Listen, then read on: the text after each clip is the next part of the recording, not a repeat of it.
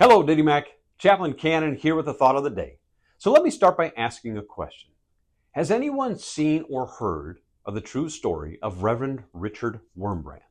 If not, they made a very good movie/documentary about this guy. It's called Torture for Christ, and it's based on his experiences, and to be honest, it's quite shocking. So the story goes like this. It was back in 1948 when this man was arrested by the Communist Party that had taken over power in Romania. You see, Reverend Wurmbrand had become one of the many unfortunate victims of the brutal persecution set forth by the USSR on not only Christians, but those of influence such as pastors, teachers, professors, doctors, and the likes. And as you watch the documentary, you begin to see and feel what this man went through. And let me just say, I wouldn't wish that on my worst enemy. However, it's not the reason behind Mr. Wurmbrand's imprisonment that is the reason why I want to talk to you about today. No, it's the reaction that he had to fear, the resilience that he had displayed in the face of opposition, and the determination that he had put on full display in order that others might follow his example during these tough times.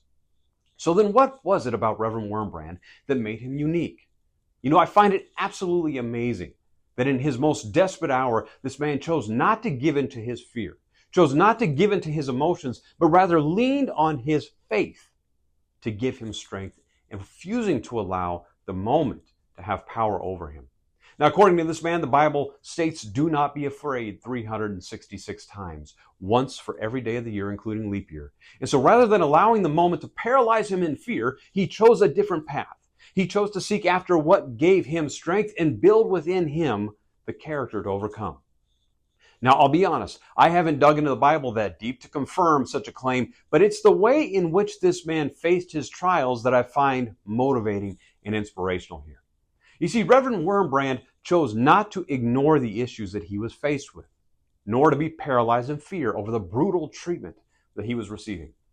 No, he fully acknowledged every bit of pain and sorrow that he was going through, and yet he chose not to allow it to have power over him, deciding instead to use his faith and his circumstance to fuel his life's mission and grow stronger in the moment. Now let me put it another way. Rather than allowing the moment to ruin him, he chose to learn from this experience, allowing it to build character and resiliency. So then how do we take a story like this and bridge the gap to what we here at Diddy Mac are going through? First off, I think what's most important to do is to acknowledge the reality of what many are going through today. Let's face it, times are tough. So then what do? How do we navigate these murky waters?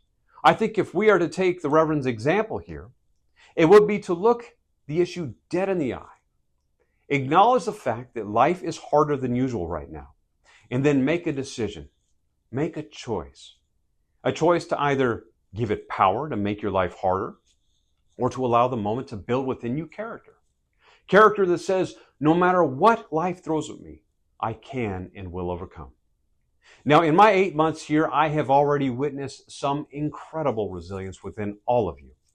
And I know for a fact that together we have been through a few tough times. And I have watched as each of us have bounced back, becoming stronger and better for every hard experience that we have encountered together.